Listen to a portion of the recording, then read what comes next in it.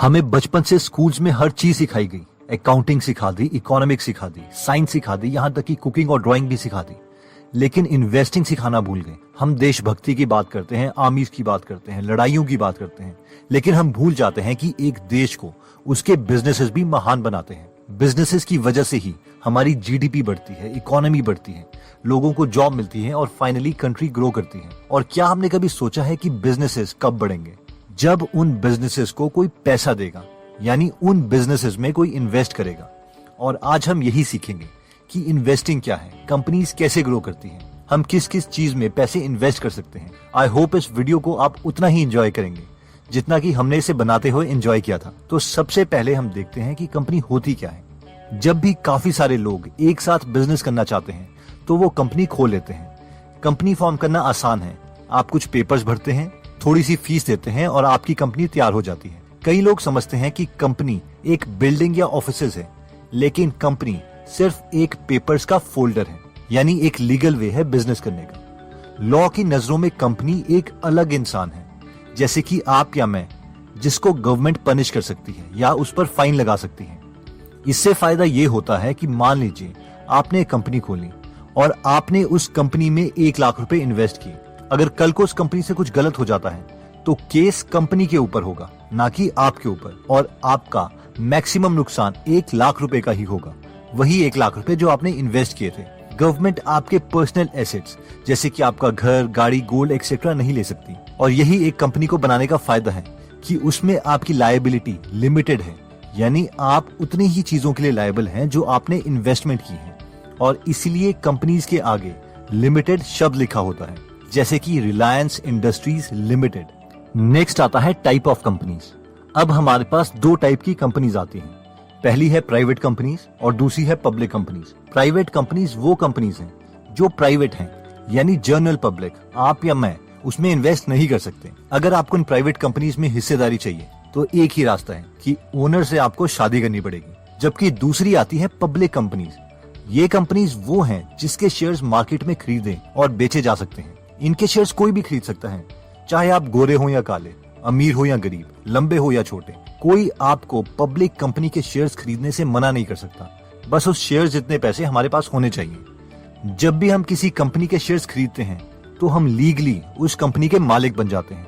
बेशक छोटे से मालिक, लेकिन यस, एक मालिक।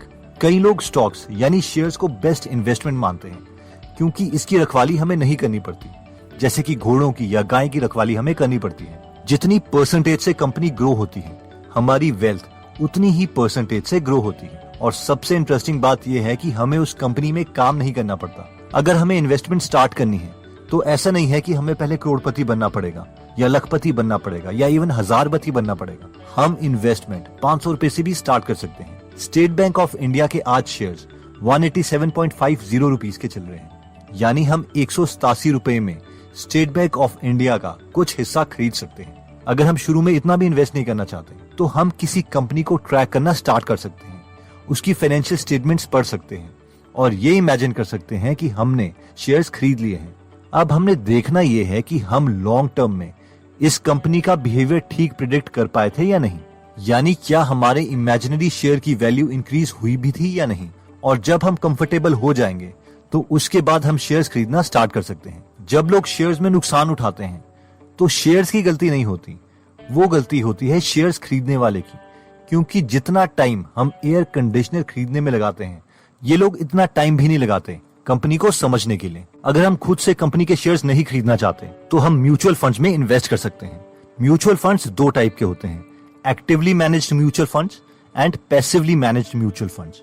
एक्टिवली मैनेज्ड म्यूचुअल फंड्स वो हैं जिसमें एक फंड मैनेजर आपके लिए शेयर्स खरीदता है, और पैसिवली मैनेज्ड म्यूचुअल फंड्स वो हैं जिसमें हमें पहले से ही पता होता है कि पैसे किस चीज में लगेंगे, जैसे कि इंडेक्स फंड्स, निफ्टी 50, सेंसेक्स। और मेरे फेवरेट्स यही हैं क्योंकि इसकी परफॉर्मेंस को प्रेडिक्ट करना कंपैरेटिवली आसान है। नेक्स्ट आता है पिकिंग योर ओन स्टॉक्स। अगर हमें इन्वेस्टमेंट में मजा आ रहा है तो हम खुद के लिए शेयर्स भी खरीद सकते हैं। पीटर लिंच कहते हैं कि इसके लिए जरूरी नहीं कि हमारे पास MBA की डिग्री हो, एक कॉमन इंसान भी अपने लिए शेयर्स ढूंढ सकता है, इवन कि कई फंड मैनेजर से भी ज्यादा रिटर्न पा सकता है। ऑथर कहते हैं कि जो लोग खुद इन्वेस्ट करते हैं उन्हें 5 कैटेगरीज में डिवाइड किया जा सकता है। पहली कैटेगरी आती है डार्ट्स। ये वो लोग हैं जो तुक्का मारते हैं। इन्हें कंपनी के बारे में कुछ भी नहीं पता होता, लेकिन फिर भी उसके शेयर्स खरीद लेते हैं। ये सोचते हैं कि किसी दिन उस कंपनी के शेयर्स की वैल्यू बढ़ जाएगी। ये एकदम वैसा ही है जैसे कि हम लॉटरी की टिकट खरीदते हैं, और इन्हीं लोगों को शेयर से सबसे ज्यादा नुकसान होता है, जिसकी वजह से शेयर मार्केट से हमने काफी नेगेटिव इमोशंस जोड़ दिए हैं। नेक्स्ट कैटेगरी आती है हॉट टिप्स। ये लोग टिप्स लेते हैं अपने दोस्तों से या पार्टी में आए हुए गेस्ट से। कोई बोलेगा, भाई रिलायंस के शेयर्स का प्राइस बढ़ने लगा है, उसे ले ले, और ये एक्चुअल में वो ले लेंगे क्योंकि इन्हें लगता है कि इनका दोस्त काफी स्मार्ट है, और इनके दोस्त को लगता है कि ये लोग काफी स्मार्ट हैं, और वो इनके कहने पे शेयर्स ले लेते हैं। नेक्स्ट कैटेगरी आती है एजुकेटेड टिप्स। अगर हम टीवी पर बैठे हुए लोगों से टिप्स लेते हैं तो हम इसी कैटेगरी में आते हैं। ऑल्दो ये पिछली दो कैटेगरी से बेटर हैं, लेकिन फिर भी इसमें गलत होने के चांसेस बहुत हैं, क्योंकि लाखों लोग उसी सोर्सेज से टिप्स ले रहे होते हैं, इसलिए इससे ज्यादा फायदा नहीं हो पाता। नेक्स्ट आता है ब्रोकर्स लिस्ट। आपका ब्रोकर जब आपको कहता है, सर मैंने कंपनीज को एनालाइज किया हुआ है, इन कंपनीज में इन्वेस्ट कर दो, आपके पैसे डबल हो जाएंगे। अब हो सकता है कि एक्चुअल में आपका ब्रोकर इंटेलिजेंट हो और उसने सच में कंपनीज को एनालाइज किया हो, लेकिन ब्रोकर तो कमीशन बेसिस पर काम करता है, यानी वो आपको वही स्टॉक्स रेकमेंड करेगा जिससे उसको भी फायदा हो, इसलिए उसकी रेकमेंडेशन बायस्ड होगी। फाइनली फिफ्थ कैटेगरी आती है डूइंग योर ओन रिसर्च, यानी जब हम खुद अपनी समझ से कंपनी को एनालाइज करते हैं और अपनी कन्विक्शन के बाद ही उसमें पैसे इन्वेस्ट करते हैं, तो ये सबसे बेस्ट इन्वेस्टर्स होते हैं। और बेशक हम इस कैटेगरी में एक बेसिक इन्वेस्टर भी क्यों ना हो, फिर भी काफी चांसेस हैं कि हम सक्सेसफुल होंगे। अब $1 मिलियन सवाल तो ये है कि हम खुद अपने स्टॉक्स को ढूंढना शुरू कैसे करें। सबसे पहला स्टेप आता है कि हम एज अ कंज्यूमर स्टॉक्स को एनालाइज करें, यानी अपने आसपास के उन प्रोडक्ट्स को देखें जो हम डेली लाइफ में यूज कर सकते हैं। जैसे कि एक डॉक्टर देख सकता है कि कौन सी ऐसी मेडिसिन है जो किसी रेयर डिजीज को सॉल्व करने के काम आ रही है। एक फोटोग्राफर देख सकता है कि कौन सा ऐसा कैमरा है जिसे लोग ज्यादा प्रेफर कर रहे हैं। एक हाउसवाइफ देख सकती है कि ऐसा कौन सा नया प्रोडक्ट है, जैसे कि कोई केचप एक्सेट्रा, जो उसकी सहेलियां और वो ज्यादा यूज कर रही हैं। एक आईटी में काम कर रहा इंजीनियर देख सकता है कि किस सॉफ्टवेयर को बड़ी कंपनी ज्यादा यूज कर रही है। एक बार जब हम किसी प्रोडक्ट को कंज्यूमर पॉइंट ऑफ व्यू से देख लेते हैं, तब हम बता सकते हैं कि उस प्रोडक्ट को बना रही कंपनी में कोई पोटेंशियल है भी या नहीं। लेकिन इसका मतलब ये नहीं है कि हम बस जाएंगे और उस कंपनी के शेयर्स खरीद लेंगे।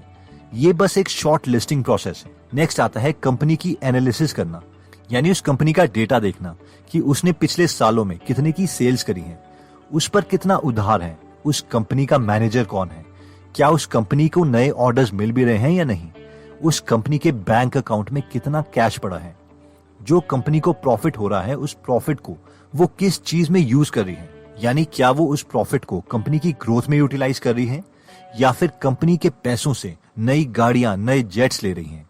इन शॉर्ट, जितना ज्यादा हमें इस कंपनी के बारे में पता होगा उतना बेटर डिसीजन हम ले पाएंगे। चलिए इसे एग्जांपल से समझते हैं। ऑथर कहते हैं कि 1993 में जॉनसन एंड जॉनसन के स्टॉक प्राइस $57 से गिर के $39 हो गए थे। इतनी अच्छी कंपनी जो अच्छे प्रोडक्ट्स बनाती थी, उसके स्टॉक प्राइस गिरे जा रहे थे। अगर आप होते तो आपको भी लगता कि इस कंपनी में कुछ ना कुछ तो गड़बड़ है। लेकिन जब ऑथर ने इसकी एनुअल रिपोर्ट पढ़ी तो उसमें उन्हें पता चला कि जॉनसन एंड जॉनसन की अर्निंग पिछले 10 सालों से स्टेडीली ग्रो कर रही है। इतना ही नहीं, जॉनसन एंड जॉनसन पिछले 32 सालों से अपने शेयर होल्डर्स को डिविडेंड दे रही थी। 1983 में जॉनसन एंड जॉनसन ने $6 बिलियन के प्रोडक्ट बेचे थे और 1993 में यानी 10 साल के बाद $14 बिलियन के प्रोडक्ट बेचे थे। यानी 10 सालों में ये कंपनी डबल से भी ज्यादा ग्रो कर गई थी। ऑथर को कोई भी नेगेटिव पॉइंट नहीं दिख रहा था जिसकी वजह से जॉनसन एंड जॉनसन के शेयर प्राइस कम होने चाहिए थे, मगर वो जानते थे कि कुछ तो रीजन होगा। एक्चुअली रीजन ये था कि 1993 में अमेरिका में हेल्थ केयर पर नए लॉज आने वाले थे जिसे वहां की कांग्रेस और क्लिंटन प्रमोट कर रहे थे, और अगर ये लॉ बन जाते तो सारे हेल्थ केयर के प्रोडक्ट्स बना रही कंपनीज को काफी नुकसान होता। सब इन्वेस्टर्स डरे हुए थे और वो जॉनसन एंड जॉनसन को हेल्थ केयर प्रोडक्ट्स की कंपनी मानकर इसमें इन्वेस्ट नहीं कर रहे थे। लेकिन ऑथर ने इस कंपनी की एनुअल रिपोर्ट पढ़ी थी और वो जानते थे कि इस कंपनी का 50% प्रॉफिट अमेरिका में नहीं बल्कि बाकी देशों से आ रहा है। इतना ही नहीं, अमेरिका में भी 20% profit non health care product से आ रहा था, जैसे कि शैम्पू, बैंडेड और बाकी ब्यूटी प्रोडक्ट्स। इसलिए अगर वो लॉ पास हो भी जाता तो भी जॉनसन एंड जॉनसन एक अच्छी कंपनी थी, इस रिपोर्ट को पढ़ने के लिए ऑथर को सिर्फ 20 मिनट लगे थे और उन्होंने इस कंपनी में इन्वेस्ट कर दिया और फाइनली 18 महीने में इस कंपनी के स्टॉक प्राइस डबल हो गए थे, यानी इन्वेस्टर्स के पैसे डबल हो गए थे। तो दोस्तों इस वीडियो में हमने देखा कि 5 टाइप के इन्वेस्टर्स होते हैं, जिसमें सबसे बेस्ट इन्वेस्टर्स वो हैं जो खुद एनालाइज करके अपने स्टॉक्स खरीदते हैं। फिर हमने ये भी देखा था कि अगर हमने खुद अपने स्टॉक्स चूज करने हैं तो पहले हमें प्रोडक्ट को एक कंज्यूमर पॉइंट ऑफ व्यू से देखना चाहिए और फाइनली उसे शॉर्टलिस्ट करके उस कंपनी की एनुअल रिपोर्ट्स और फाइनेंशियल स्टेटमेंट्स पढ़नी चाहिए, जिसके लिए हमने जॉनसन एंड जॉनसन का एग्जाम्पल भी देखा। और रेफरल कोड आपको मिलेगा नीचे डिस्क्रिप्शन और फर्स्ट कमेंट पे जरूर से यूज करना, हमें भी थोड़ा सपोर्ट मिलेगा। Upstox account opening offer and benefits. Upstox recently 10 lakh या फिर 1 मिलियन कस्टमर की माइलस्टोन पूरा किया है। इसे सेलिब्रेट करने के लिए अपस्टॉक नए यूजर को 3 बेनिफिट या फिर 3 ऑफर दे रहा है। पहला offer free demat and free trading account. Lockdown की शुरुआत से अपस्टॉक में अकाउंट क्रिएट करने के दौरान एक प्रीपेड ब्रोकरेज प्लान बाय करना मैंडेटरी कर दिया था, लेकिन अभी अकाउंट बिल्कुल फ्री में मिलेगा। फ्री अकाउंट ओपनिंग लिंक आपको मिल जाएगा नीचे डिस्क्रिप्शन और फर्स्ट कमेंट पे लेना। Second offer free brokerage for 30 days. ऐसे तो अपस्टॉक में इक्विटी डिलीवरी के लिए ब्रोकरेज चार्जेस है 0। जिस दिन आप शेयर बाय करते हैं उस दिन के अलावा दूसरी किसी भी दिन शेयर को सेल करने को कहा जाता है डिलीवरी या फिर लॉन्ग टर्म इन्वेस्टमेंट। अपस्टॉक में हमेशा डिलीवरी के लिए ब्रोकरेज चार्जेस होता है 0 और दूसरी किसी भी सेगमेंट के लिए मैक्सिमम 20 रुपीज पर ऑर्डर के ऊपर ब्रोकरेज चार्जेस लगता है। लेकिन अगर आप इस ऑफर के दौरान अकाउंट ओपन करते हैं देन 30 दिन के लिए आपसे कोई भी ब्रोकरेज चार्जेस नहीं लिया जाएगा। आप किसी भी सेगमेंट की शेयर बाय करो सेल करो, आपको कोई भी ब्रोकरेज चार्जेस नहीं पे करना है। इक्विटी डिलीवरी हो या फिर दूसरी कोई भी सेगमेंट, आपके लिए ब्रोकरेज चार्जेस होगा 100% फ्री 30 दिन के लिए। Third offer free money control pro yearly subscription. पहली ऑफर अच्छा है, दूसरी ऑफर भी काफी अच्छा है, लेकिन तीसरी ऑफर मुझे सबसे ज्यादा अच्छा लगा। इस ऑफर पीरियड के अंदर अकाउंट क्रिएट करने से अपस्टॉक हमें देगा मनी कंट्रोल प्रो की 1 साल की सब्सक्रिप्शन बिल्कुल फ्री में। इसकी मदद से आप शेयर मार्केट